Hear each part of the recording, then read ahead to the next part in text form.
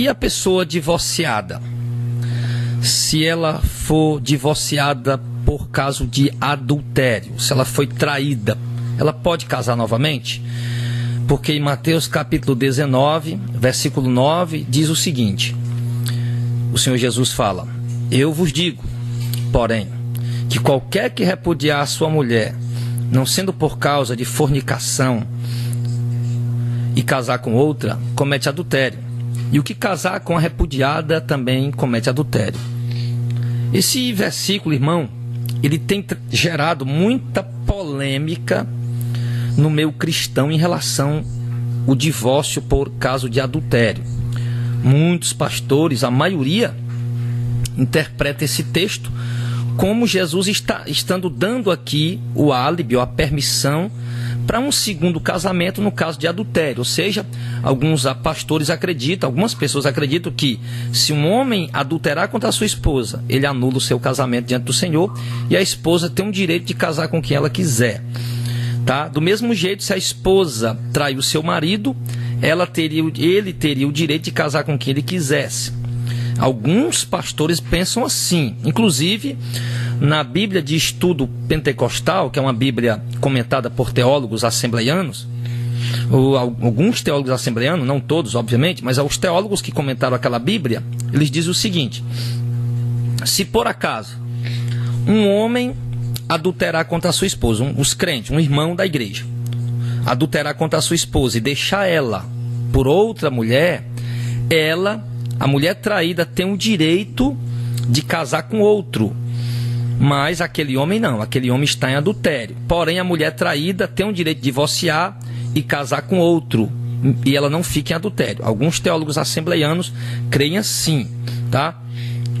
E o homem que traiu, ele está com a sua amante e está em adultério. Mas, olha o que é que alguns teólogos que comentaram a Bíblia de Estudo Pentecostal disseram. Mas se aquele homem que traiu sua esposa e agora está com outra mulher, ele está em adultério. Mas se este homem e a sua amante se converterem, vierem para a igreja, então ficarem certinho na igreja, então eles estão livres do adultério. Então, irmãos, essa interpretação desses teólogos, elas produzem o que no coração das pessoas? O seguinte entendimento: que o homem pode divorciar, pode trair sua mulher, trocar de mulher 10 vezes, desde que ele volte sempre para a igreja com a sua amante, aí fica tudo bem com ele. Por exemplo, ele traiu a esposa, ficou em adultério, aí casou com outra mulher, tem adultério. Só que agora ele veio para a igreja, o adultério dele está perdoado, está tudo certinho. Aí ele vai, deixa essa mulher, essa segunda mulher que ele está com ela, casa com outra e fica em adultério também. Mas aí, se ele voltar para a igreja com essa terceira mulher, vier para a igreja, então fica tudo certinho com ele. Então, quer dizer, no entendimento desses teólogos, basta a pessoa estar na igreja que o adultério está perdoado. Tá? Então, quer dizer, é um entendimento, é uma compreensão errada, é uma interpretação errada desse texto, é uma exegese errada desse texto, porque eles estão incentivando, mesmo sem perceber, as pessoas a separar quantas vezes quiser, a atrair o seu cônjuge quantas vezes quiser, desde que essa pessoa venha para a igreja com a sua amante ou com seu amante, então fica tudo bem com ele. E isso é um entendimento errado. É um entendimento errado porque, de fato, esse texto ele tem gerado essa divergência, tem gerado essa conturbação de interpretação.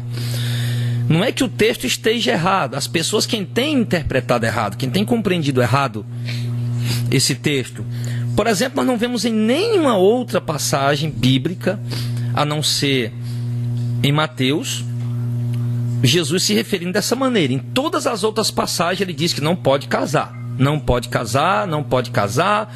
Diz em 1 Coríntios capítulo 7, em Romanos capítulo 7, em Marcos capítulo 10, em Lucas capítulo 18, então, Lucas capítulo 16, perdão. Então sempre ele está dizendo que não pode casar de novo.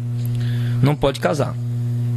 Só que quando chega nesse texto, vem esse conflito. Então, quer dizer, há muitos outros textos que dizem que não pode casar de novo, e há um único texto dizendo que pode casar novamente sem ficar em adultério. Então, é como a gente sempre diz, irmão, a doutrina, quando nós vamos interpretar textos sagrados, uma regra que eu uso para mim e para o nosso ministério é que se eu vou interpretar um versículo, ele tem que estar alinhado com todo o resto da doutrina. Um exemplo clássico que eu gosto de usar é aquela passagem de 1 Coríntios capítulo 9, quando o apóstolo Paulo está falando do sustento de um homem que vive da obra, que anuncia o evangelho, que prega o evangelho, que viva também do evangelho. Algumas pessoas pegam aquele texto para dizer que está aqui, Paulo está dando um álibi, ou está dizendo que pode vender o evangelho, pode negociar os dons de Deus, que quem anuncia o evangelho vive do evangelho, então pode vender, pode negociar, pode cobrar. Então algumas pessoas pegam aquele versículo e criam essa doutrina. Só que, se eles interpretarem esse versículo dessa maneira, ele vai estar contrariando o que Jesus disse em Mateus 10:8, de graça receber, de graça dar. Jesus se referia aos dons. Ele vai estar contrariando o que Jesus fez lá no templo em Jerusalém, quando expulsou quem comprava, quem vendia, e disse: a casa do meu pai é casa de oração, vocês transformaram ela num covil de ladrão, numa casa de comércio. Vai contrariar Jesus, deixando claro ali, mesmo que sendo no templo lá antigo de Israel, mas Jesus deixou claro que ele não aceita oportunistas querendo lucrar com a sua obra, que ele não aceita pessoas querendo enriquecer ou ter lucros ou ganhar dinheiro usando o seu nome, usando a sua obra, tá? E ali também vai estar desprezando o que diz também lá em Atos capítulo 8, quando Simão ofereceu dinheiro, o Simão mágico ofereceu dinheiro a Pedro e a João pelo dom de Deus, e Pedro disse que o dom de Deus não estaria à venda, que aquilo foi uma prática iníqua, que aquele homem não tinha um coração reto diante do Senhor, que ele pegasse o dinheiro dele e fosse para o inferno com ele, que ele tinha que se arrepender desse pecado. Então Pedro considerou algo gravíssimo ter oferecido dinheiro pelo dom de Deus. Então, se nós temos que entender que essa interpretação de 1 Coríntios capítulo 9 despreza todo o resto da doutrina. Então, é uma interpretação equivocada. Se eu tenho vários textos que dizem uma coisa, então eu tenho que interpretar obrigatoriamente aquele texto para se alinhar com o resto da doutrina. E não um texto que venha contrariar toda uma doutrina baseada em vários versículos. É o que está acontecendo com esse texto de Mateus sobre o divórcio. Jesus disse no versículo 9 de Mateus 19: eu vos digo, porém, qualquer que repudiar a sua mulher, não sendo por causa de fornicação e casar com outra, comete adultério. E quem casar com a repudiada também comete adultério. Observe o seguinte: Jesus não está falando adultério, ele está falando fornicação ou prostituição. Em algumas traduções diz fornicação, em outras traduções dizem prostituição, as traduções mais corretas. Nenhuma tradução diz adultério. Se disser, está equivocada, porque o texto no original ele diz porneia, que significa prostituição ou fornicação. Se o texto no original dissesse moicheia, então de fato a palavra correta seria adultério. Mas por isso que a maioria das traduções bíblicas não diz adultério, diz fornicação ou prostituição, porque no original está escrito porneia. E a palavra fornicação, prostituição, fornicação e adultério, vamos colocar só esses dois para não confundir a mente dos irmãos, tá? Fornicação e adultério, elas têm um sentido totalmente diferente uma da outra. Por exemplo, a fornicação, que é o que o texto diz, no grego original é porneia, que significa o quê? Relação sexual ilícita entre pessoas que não constituíram uma união marital, ou seja, entre pessoas solteiras.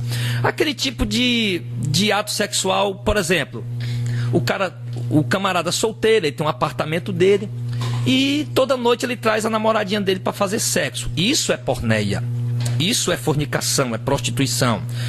O camarada não constituiu uma união marital, eles não conversaram para constituir um lar, uma família, um casamento, eles não se uniram maritalmente. Ele apenas traz a namorada dele para passar uma semana com ele, né? Nos feriados, passa o dia com ele, no final de semana, passa o final de semana com ele. Enfim, então é apenas um ato de fornicação, de porneia, porque eles não constituíram uma união marital, eles são solteiros, tá? Então é isso que a palavra porné significa.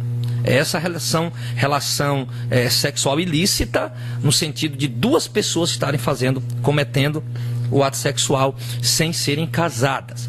E já a palavra adultério, ela que é moicheia no original, ela significa algo diferente. Significa relação sexual extraconjugal, que se dá quando uma pessoa casada trai o seu cônjuge.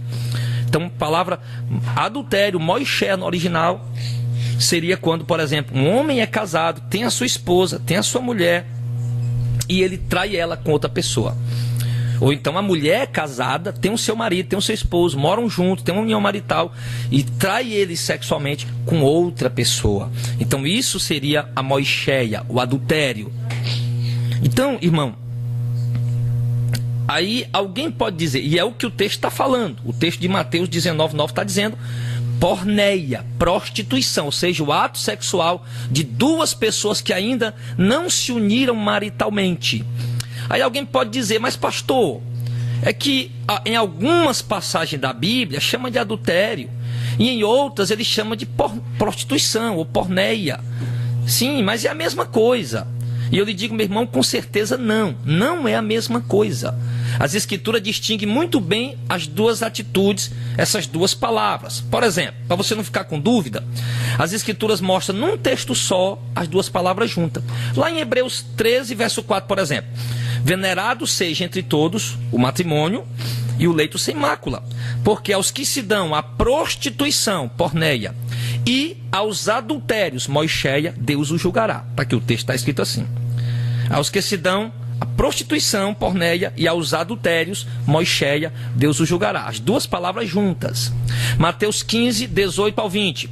Mas o que sai da boca procede do coração, e isso contamina o homem. Porque do coração procedem os maus pensamentos, adultérios, moicheia, fornicação, porneia, furtos, falso testemunho e blasfêmia. São essas coisas que contaminam o homem. Mas comer sem lavar as mãos, isso não contamina o homem. Então você vê de novo em Mateus 15, no verso 19, palavra adultério, moicheia, e a palavra fornicação ou prostituição, porneia, juntas. Então entenda o seguinte: se as duas palavras significassem a mesma coisa, elas não precisariam estar juntas num versículo só. O Senhor diz que, quando o Senhor diz que Deus julgará os adúlteros e os prostitutos, os que praticam a moicheia e a porneia, o Senhor está dizendo o quê? Que Deus vai julgar os casados que traem seus cônjuges e os solteiros que vivem na prática do ato sexual ilícito sem serem casados. É isso que ele está falando. Que do coração procedem adultérios, moicheia, ou seja, o homem casado que deseja relação sexual com outra mulher, e do coração também procede fornicação, porneia, prostituição, Mateus 15, 19. Ou seja, o solteiro que deseja o ato sexual com outra mulher, com uma mulher. Então, ele mostra os dois textos juntos. Então, é assim que a gente procura interpretar o texto, fazer uma exegese correta, né? Uma interpretação, né, correta, usar a arte da hermenêutica da forma correta, essa interpretação da forma correta. Se Moisés e porneia fosse a mesma coisa, não precisava estarem juntos. Se o Senhor dissesse que Deus vai julgar os que praticam a porneia, a prostituição, ou seja, os solteiros que praticam ato sexual sem serem casados, então a gente ia dizer, será que Deus também vai julgar os que adulteram, os casados que traem? Então a gente fica com dúvida, mas então o Senhor colocou os dois exatamente para deixar claro. Deus vai julgar tanto os que praticam a porneia, a prostituição, sem serem casados, como os que praticam a moicheia, o adultério, sendo eles casados, né? Então Deus está dizendo que é dois pecados diferentes, é duas atitudes diferentes. Uma é do casado, que trai o seu cônjuge, outra é do solteiro, que comete o ato sexual sem ser casado. Então, mas algumas pessoas dizem, pastor, mas então por que Jesus disse que o homem pode deixar a sua mulher, usando a palavra porneia e não moicheia? Já que ele diz deixar a sua mulher, então quer dizer que eles eram casados. Então a palavra correta ali deveria ser moicheia e não porneia. Preste bem atenção, querido. Por que Jesus usou moicheia e diz que o homem pode deixar a sua mulher em caso de porneia, aliás. O homem pode deixar a sua mulher em caso de prostituição.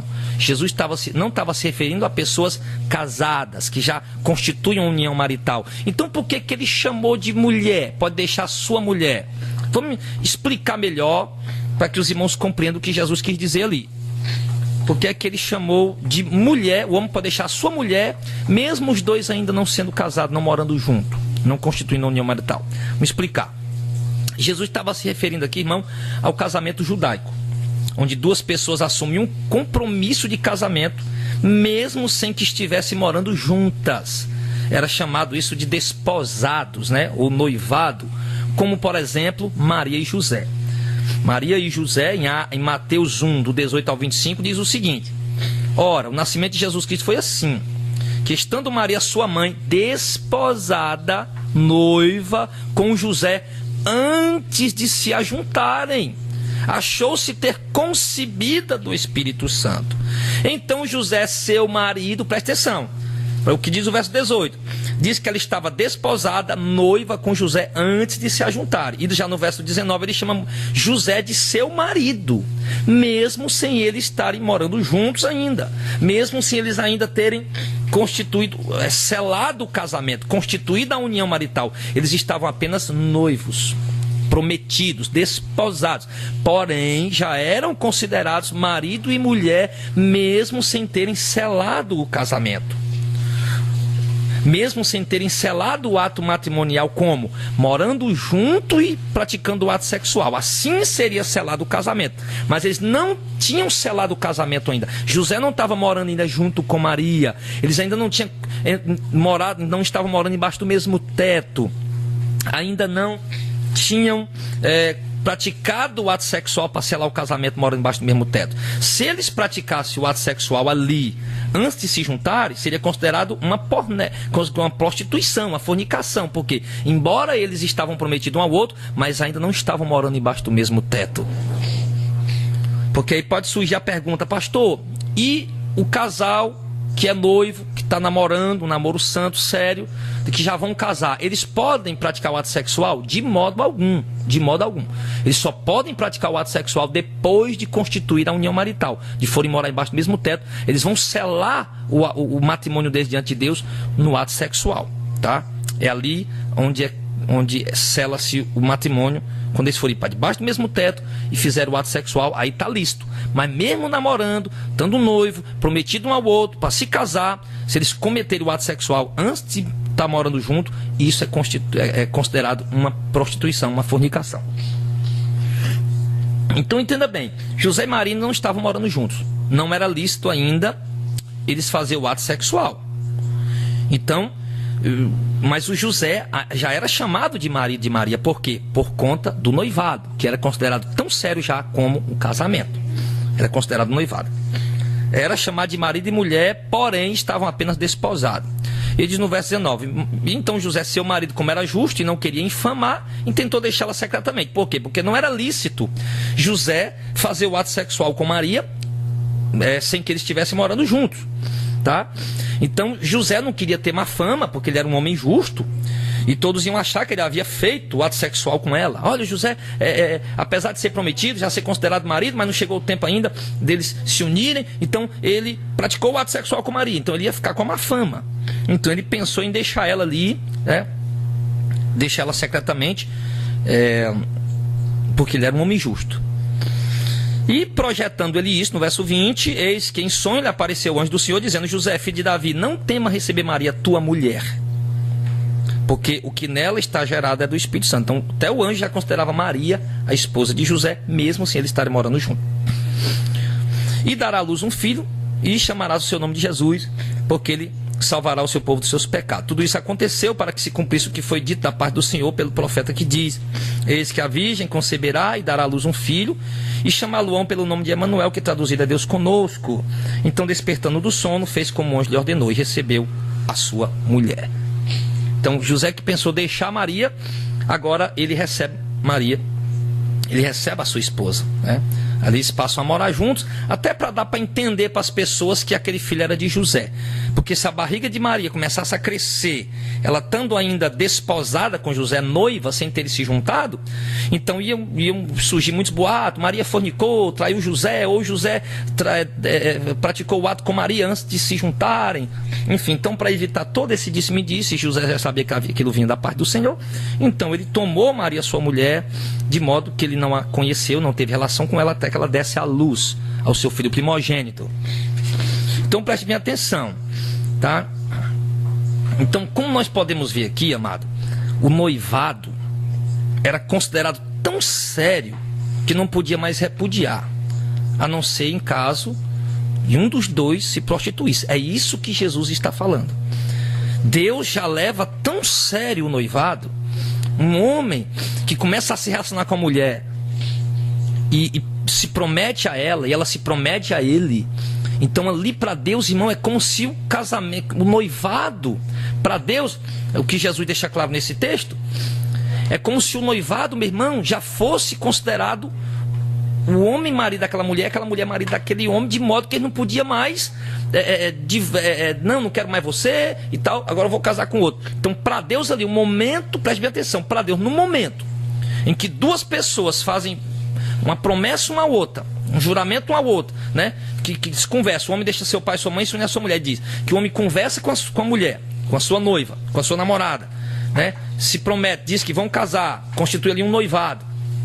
Um promete ao outro, não, nós vamos morar juntos, vamos casar, vamos se organizar aqui, chegar o tempo, nós vamos para debaixo do mesmo teto. Ali, Jesus deixou claro que Deus já considera ali um noivado sério, ao ponto dele não permitir mais a pessoa deixar aquele noivado. Ah, não dá mais certo, não, vou arrumar outra. Ele não aceita mais. Até o noivado ele considera como se já fosse o marido daquela mulher, e a mulher como se já fosse a esposa daquele homem, mesmo sem que eles tenham se unido maritalmente debaixo do mesmo teto. O texto é muito claro em dizer isso. Já chama de mulher, já chama de esposa, já chama José de seu marido, mesmo sem eles estarem morando junto. Então, é nesse caso que Jesus está falando. Se um dos dois cometesse, mesmo sendo já considerado marido e mulher, mas não estavam morando juntos, não tinham selado o casamento, não tinham ainda constituído uma união marital, mas já estavam noivos, prometidos um ao outro para se casarem. Então, nesse caso, se um dos dois cometesse a porneia, a prostituição, então era permitido o outro separar. Presta atenção que cometer porneia, prostituição, e não moixé e adultério, pois apesar deles serem considerados já marido e mulher, ainda não haviam consumado o casamento com a união marital, você entende? Eles já eram considerados marido e mulher, mas não tinham selado o casamento ainda com a união marital e o ato sexual. Para eles selar o casamento, já eram considerados marido e mulher, mas para eles selar o casamento, eles tinham que ir para debaixo, morar embaixo, no mesmo teto juntos, deixar o seu pai Maria. Maria ainda morava com seus pais, José ainda morava com seus pais, porém um estava prometido ao outro, já eram chamados de marido e mulher, mas o casamento consumado diante de Deus só ia se consumar no momento que eles fossem deixar as casas do pai e de mãe, se unisse a sua esposa embaixo do mesmo teto e cometesse o ato sexual ali. Então isso selaria o matrimônio, o casamento diante do Senhor. Então é por isso que o texto não chama de adultério, de moixéia, e sim de prostituição, ou moixéia, porque eles ainda não eram literalmente casados. Não eram literalmente casados. Então Jesus está dizendo o quê? Que ele permitiria, o homem pode deixar sua mulher e casar com outra, se a mulher, se no noivado cometesse porneia. Por que Jesus não chamou moixé e adultério? Porque eles ainda não tinham consumado o casamento. Por isso ele chamou de porneia, prostituição. Por isso que ele chamou de prostituição, de fornicação. Por quê? Porque eles eram considerados marido e mulher, porém ainda não eram casados. Já estavam prometidos. Então, no caso, José tinha o direito de deixar Maria. Olha, Maria me traiu e eu não quero mais ela. Então ele teria o direito diante de Deus de casar com outra, porque a noiva dele, antes deles morarem juntos, traiu ele. certo? Antes de morarem juntos. Porém, se eles já estivessem morando juntos, se eles já estivessem consumado o casamento diante do Senhor, se eles já tivessem constituído a união marital, já estivessem morando junto, agora mesmo que Maria tivesse traído José, ou mesmo que José traísse Maria, eles não poderiam mais divorciar diante do Senhor, eles não poderiam anular o casamento diante de Deus. Divorciar até podia, diante da lei dos homens, né? Como a gente já falou aqui, a lei dos homens anula o casamento, anula diante dos homens, mas não diante de Deus. Então, no caso de adultério, sendo já casado mesmo, morando embaixo do mesmo teto, ele diz que o ato do adultério do casal, se o marido trai a sua esposa já estando casado, a mulher trai o seu marido já estando casado, isso não anula o casamento diante de Deus, como algumas pessoas pensam. Pode separar? Pode separar, porém que fique sem casar. A mulher foi traída pelo marido, né? O marido tem traído a esposa, e a esposa não aguenta mais ser traída, ela pode deixar o marido. Pode deixar. A Bíblia, o texto diz isso lá, 1 Coríntios capítulo 7, como a gente já leu, né? Diz isso. Mas pode deixar, mas não casar com outro. Não casar com outro. Do mesmo jeito, o marido traído pela mulher. Essa mulher está traindo o marido, mas não tem obrigação de ficar com ela. Ele pode deixar ela. Ele pode separar dela. Mas ele não pode casar com outro. Isso que a doutrina diz para nós. Então observe, irmão, que essa interpretação, ela está totalmente alinhada com o resto da doutrina. Essa interpretação que nós entregamos agora pelo Espírito Santo, ela está alinhada, completamente alinhada com todo o resto da doutrina bíblica. Então, interpretar um texto desprezando o que o resto da doutrina fala é uma interpretação errada, equivocada, errônea. Porque se eu interpretar aquele texto que ele está dizendo de uma forma que pode separar e casar com outra, Jesus está dizendo. E os outros textos dizem que não pode casar. Como é que eu vou explicar os outros textos que não pode? Então entenda bem. Então, essa interpretação, ela está alinhada com o resto da doutrina. Por isso ela é uma interpretação forte. É uma interpretação aceita. Porque ela não despreza o restante dos textos que dizem isso, tá? Então, repito, a mulher está sendo traída, ela não tem obrigação de ficar com o marido, ela pode separar. A Bíblia diz, a mulher não deixa seu marido, se deixar que fique sem casar, ou que volte para o marido. Ela pode separar? Pode. O marido está traído, pode separar? Pode, porém que fique sem casar. Ou então, que se reconcilie com o marido. Você vê que o texto de 1 Coríntios 7 não diz apenas voltar para o marido, ele fala reconciliar. Reconciliar no sentido de quê? De que houve um conflito, de que houve uma traição de confiança. Então precisa reconciliar, precisa perdoar, precisa voltar a ter confiança. Então quando o texto fala de reconciliar, ele fala de perdoar. Não é só voltar, não é só voltar para o marido, ele fala de perdoar, de reconciliar, de dar uma chance, uma oportunidade, enfim. Entendeu? Então é isso, meu amado. Então, é dessa maneira, certo? Que o texto se refere. Então, as pessoas que divorciaram porque foram traídas e casaram novamente, não é lícito. O adultério que você sofreu, a traição que você sofreu, não anulou seu casamento diante do Senhor. Dá-lhe o direito de separar? Dá, mas não de casar novamente. Não de casar novamente. Então entenda isso. Pessoas que casaram entendendo dessa maneira cometeram um erro gravíssimo.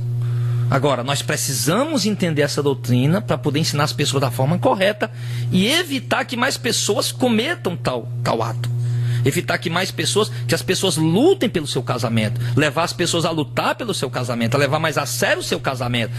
Né? Porque eu acho que tem marido aí que tá doido para levar um chifre da mulher só para poder casar de novo. Tem mulher crente aí que tá doida pro marido trair só pra poder casar de novo.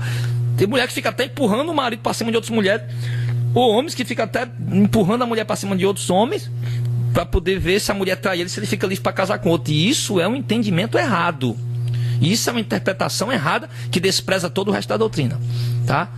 Então, você foi traído, perdoe o seu cônjuge. Dê a ele uma chance, dê a ele uma oportunidade, tá? Lute pelo seu casamento, lute pela restauração do seu lar.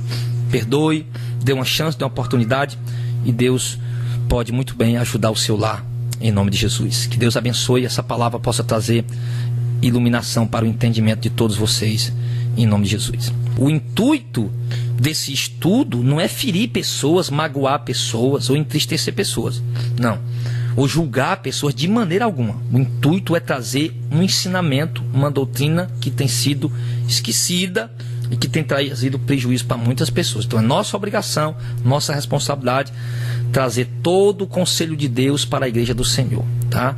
Então não é colocar um fardo em cima de algumas pessoas, como alguns acham que esse é o nosso intuito. Não, de maneira alguma. É apenas ensinar, orientar, tá? Então, que cada um aceite essa palavra e ore a Deus para que Deus lhe ajude e lhe conduza dentro dessa verdade, em nome de Jesus. Há muitas outras interpretações sobre esse assunto, sobre esse tema, tá? Eu não quero aqui desprezar nenhum pastor por conta dessas interpretações. Eu sei o quanto é difícil pregar essa doutrina, tá bom? Mas nós temos que ter cuidado, porque de repente estamos pregando errado, ensinando errado, empurrando as pessoas a um segundo casamento, empurrando as pessoas à prática do adultério. Então nós temos que ter cuidado ao tratar desses assuntos. Em nome de Jesus, é uma responsabilidade muito grande. Que Deus tenha misericórdia de nós.